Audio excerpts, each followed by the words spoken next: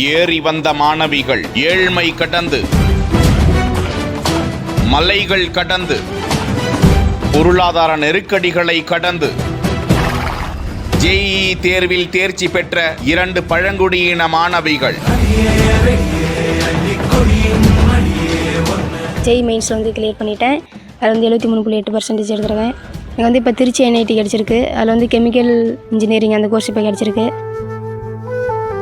புதுக்கோட்டை மாவட்டம் இலுப்பூரை சேர்ந்தவர் ரோஹிணி. சேலம் மாவட்டம் கரியக்கோவிலை சேர்ந்த மாணவி சுகன்யா. ஏழை விவசாயிகளின் குடும்பத்தினரான இந்த மாணவிகள் ஜேஇஇ தேர்வில் தேர்ச்சி பெற்று சாதனை படைத்திருக்கிறார்கள். இதன் மூலமாக கடந்த 60 ஆண்டுகளில் திருச்சி NITயில் சீட் பெற்ற முதல் பழங்குடியின மாணவிகள் என்ற பெருமையை இவர்கள் பெற்றிருக்கிறார்கள். ஜேஇஇ தேர்வில் மாணவி ரோஹிணி 73.8% மதிப்பெண்கள் பெற்று தமிழ்நாட்டில் தேர்வெழுதிய பழங்குடியின மாணவிகளில் முதல் இடத்தை பிடித்திருக்கிறார். அதுபோன்று திருச்சி NITயில் மாணவி ரோஹிணி வேதி பொறியியலிலும் சுகன்யா உற்பத்தி பொறியியலிலும் படிக்கும் வாய்ப்பை பெற்றுள்ளனர் என்பது குறிப்பிடத்தக்கது.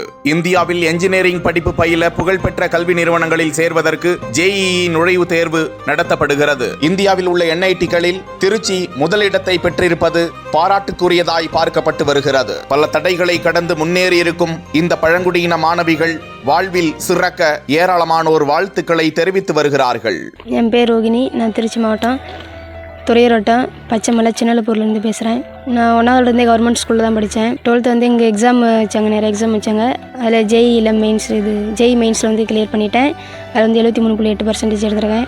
எனக்கு வந்து இப்போ திருச்சி NIT கிடச்சிருக்கு. அதில் வந்து கெமிக்கல் இன்ஜினியரிங் அந்த கோர்ஸ் இப்போ கிடச்சிருக்கு.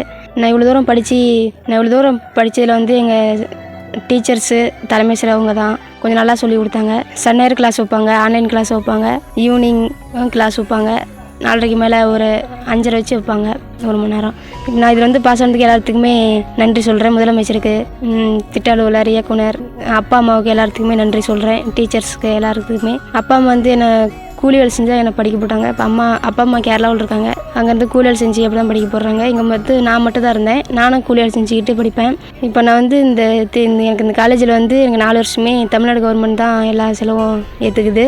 ஆனால் கொஞ்சம் நான் நல்லா படித்து இன்னும் நல்லா பெரிய வேலைக்கு போகணும்னு எனக்கு ஆசை. இங்கே வந்து வசதி அதிகம் எதுவுமே இல்லை. ஆனால் கொஞ்சம் வசதி செஞ்சு கொடுத்தீங்கன்னா இன்னும் பிள்ளைங்க இன்னும் நல்லா படித்து வேலையில் கொஞ்சம் ஆகும். ஹாஸ்டல் வசதி இல்லை, கம்ப்யூட்டர் வசதி, லைப்ரரி, டாய்லெட் வசதி, டீச்சர்ஸு இந்த அதிகம் இல்லை. இன்னும் கொஞ்சம் டீச்சர்ஸ் வந்து அதிகம் வந்தாங்கன்னா எங்கள் பிள்ளைங்க இன்னும் நல்லா படித்து மாதிரி வருவாங்க. இப்போ நான் இதில் பாஸ் ஆனதுக்கு எல்லாத்துக்குமே நன்றி சொல்லிக்கிறேன்.